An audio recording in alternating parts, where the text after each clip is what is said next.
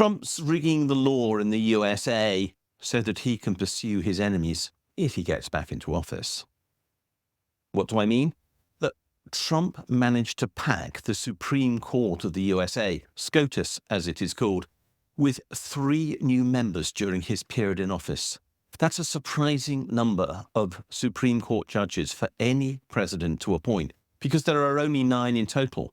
And few get to appoint more than 1 or 2 as a result, because they're appointed for life, sometimes at the age of 45 to 50, and can be there well into their 80s. But Trump, by chance, managed to pack that court with his nominees, and there were already some who were already favourable to his opinion there.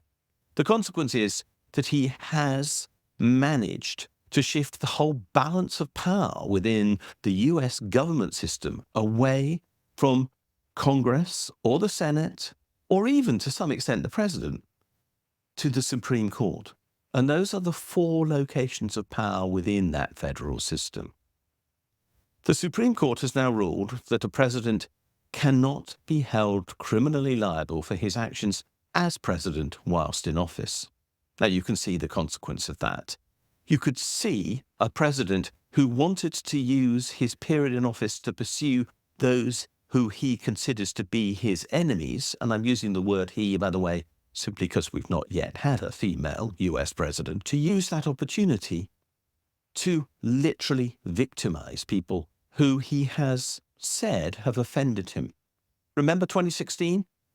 He campaigned on the basis that Hillary Clinton should be in jail. He's now saying that Joe Biden should be spending time in jail if Trump wins. There are a lot of other people who he certainly is extremely violent towards, in his language at least. And there are a great many people who he might want to pardon for the crimes they have already committed. Maybe the Supreme Court will let him do that.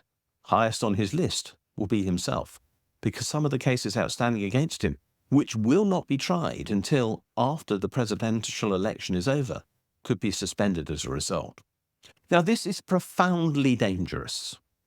I don't think it would be profoundly dangerous if we didn't have the prospect of a fascist president. Let's be clear. I would trust, I think, almost every previous US president not to abuse this power. They understood the limitations of their office. But does Trump? No. Trump wants to abuse his power. That's his whole purpose. In the hands of a fascist president, this turns the president from being, well, president into king, the person with ultimate supreme power, which of course was exactly what the US rejected in the 18th century when they fought the Battle of Independence, to get rid of British monarchical rule. And they've got it back. Trump has re-established it. And the people of the USA should be very worried.